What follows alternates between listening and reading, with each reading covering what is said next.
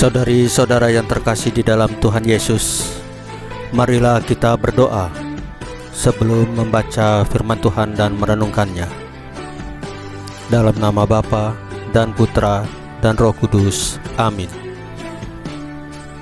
Bapa kami yang ada di sorga, dimuliakanlah namamu, datanglah kerajaanmu, dan jadilah kehendakmu di atas bumi seperti di dalam surga. Berilah kami rezeki pada hari ini, dan ampunilah kesalahan kami, seperti kami pun mengampuni yang bersalah kepada kami. Dan janganlah masukkan kami ke dalam pencobaan, tetapi bebaskanlah kami dari yang jahat. Ya Tuhan Yesus, Juru Selamat kami satu-satunya, terima kasih untuk penjagaan, pemeliharaan, dan berkat-berkat-Mu pada hari kemarin. Dan terima kasih untuk nafas kehidupan serta hari yang indah hari ini. Ya Tuhan Yesus, ampunilah dosa kami dengan kerahiman-Mu, dan berikanlah kerinduan kepada kami untuk menyambut tubuh dan darah-Mu dalam sakramen Ekaristi, baik dalam misa online ataupun misa offline.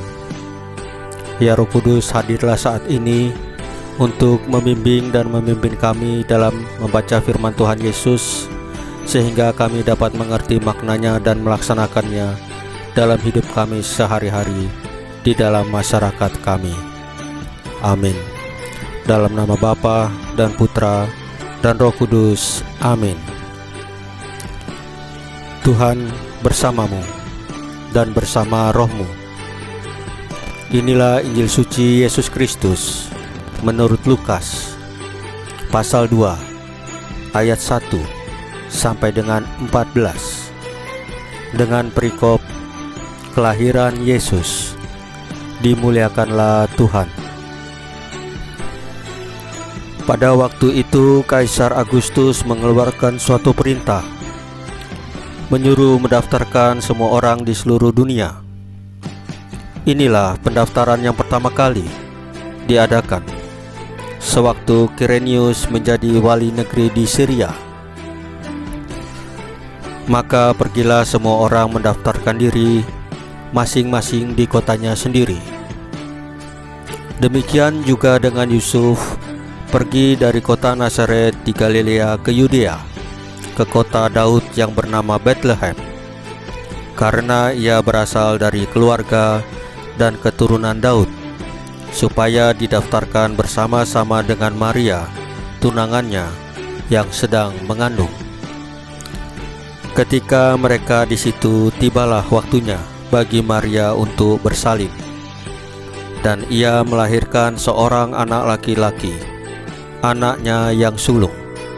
Lalu dibungkusnya dengan lampin dan dibaringkannya di dalam palungan, karena tidak ada tempat bagi mereka di rumah penginapan. Di daerah itu ada gembala-gembala yang tinggal di padang, menjaga kawanan ternak mereka pada waktu malam.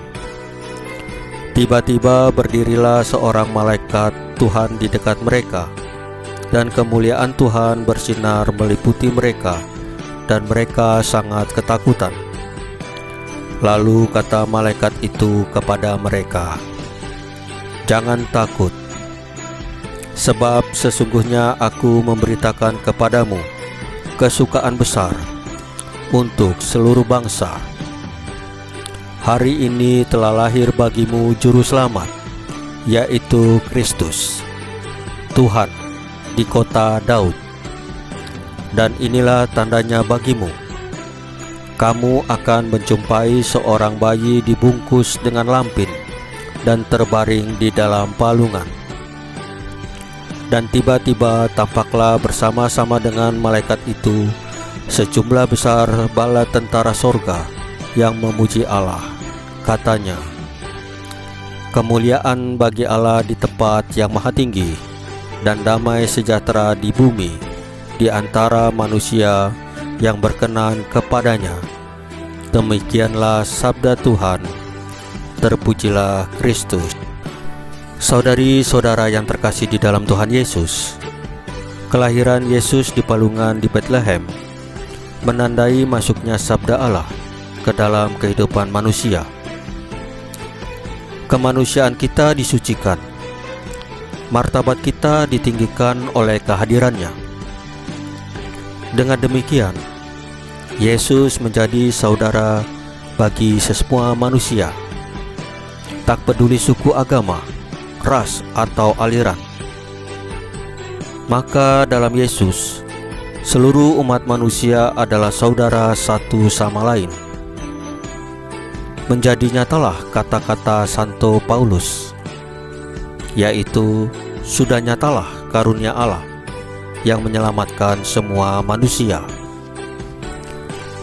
Saudari-saudara yang terkasih dalam Tuhan Yesus, pengalaman akan kebersamaan sebagai saudara tampak ketika semua orang, termasuk Yusuf dan Maria, menaati perintah Kaisar untuk mendaftarkan diri masing-masing di kota asalnya.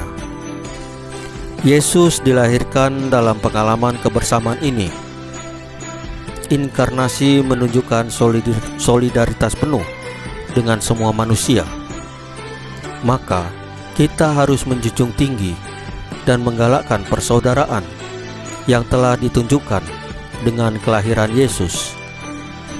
Martabat sebagai manusia haruslah lebih diutamakan daripada perbedaan-perbedaan yang ada, baik itu dalam pandangan kita, perlakuan kita terhadap sesama, ataupun dalam tindakan kita sehari-hari. Saudari-saudara yang terkasih di dalam Tuhan Yesus, selamat Hari Raya Natal. Tuhan Yesus selalu beserta kita.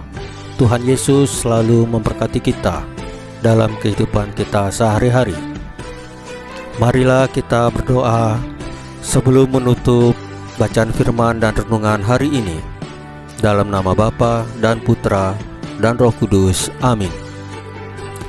Ya Tuhan Yesus, kobarkanlah semangat kami untuk menggalakkan persaudaraan yang Engkau rintis dengan kelahiran-Mu di Bethlehem. Salam Maria, penuh rahmat, Tuhan sertamu. Terpujilah Engkau di antara wanita, dan terpujilah buah tubuh-Mu Yesus. Santa Maria, Bunda Allah, doakanlah kami yang berdosa ini, sekarang dan waktu kami mati. Amin. Dalam nama Bapa dan Putra dan Roh Kudus. Amin. Saudari-saudara yang terkasih di dalam Tuhan Yesus, bacaan firman dan renungan hari ini sudah selesai. Tuhan Yesus memberkati kita semua. Selamat Hari Raya Natal. Amin.